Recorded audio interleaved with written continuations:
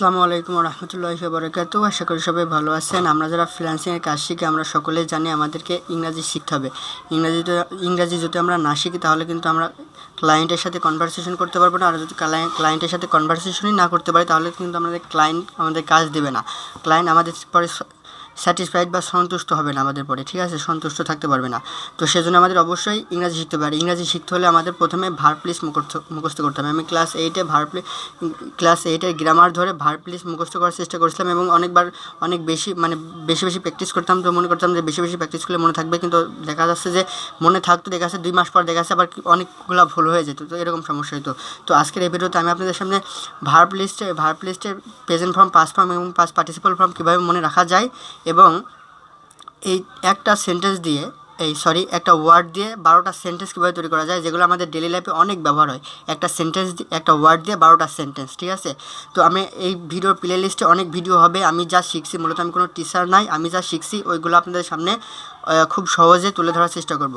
তো চলুন শুরু করি আজকের এই ভিডিও। আজকের এই ভিডিওতে আমরা যেই ওয়ার্ডটা নিয়ে কথা বলতে যাচ্ছি বা যেই ওয়ার্ডটা শিখতে যাচ্ছি সেই ওয়ার্ডটা হচ্ছে জাগা।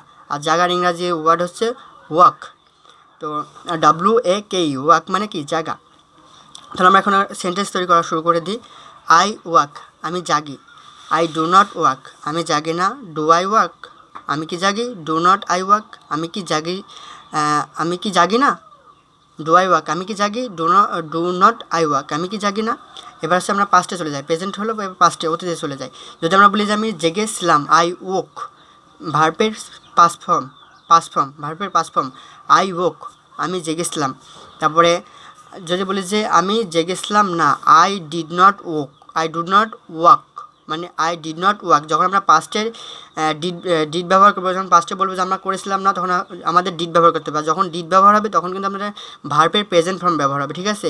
আই ডিড নট ওয়াক, আমি জেগেছিলাম না। ডিড আই ওয়াক, আমি কি জেগেছিলাম? ডিড নট আই ওয়াক, আমি কি জেগেছিলাম না।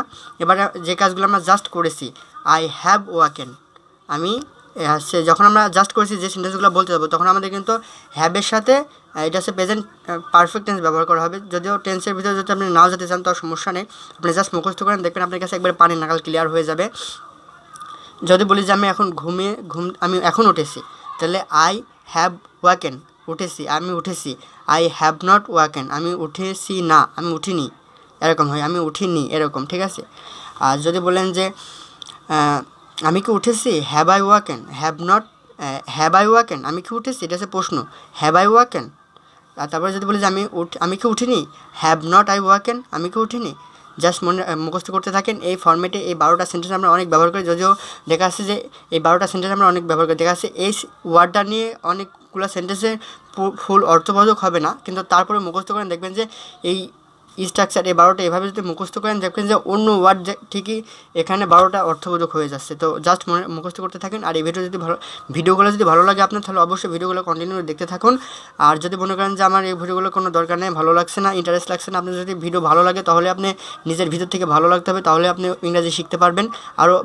আরও অনেক ভিডিও আমি আনবো, জাস্ট শুরু করছি, আরও অনেক ভিডিও আসবে। যদি আপনি মনে করেন যে আমি কিছু শিখতে পারছি, আমার এগুলো ভিডিওগুলো দরকার, তাহলে ভিডিওগুলো দেখতে থাকুন এবং প্লে লিস্টটা ফলো করুন। আমি একটা প্লে লিস্ট তৈরি করবো, প্লে লিস্টটা ফলো করুন। আজকের এই ভিডিওটি ফার্স্ট ভিডিও।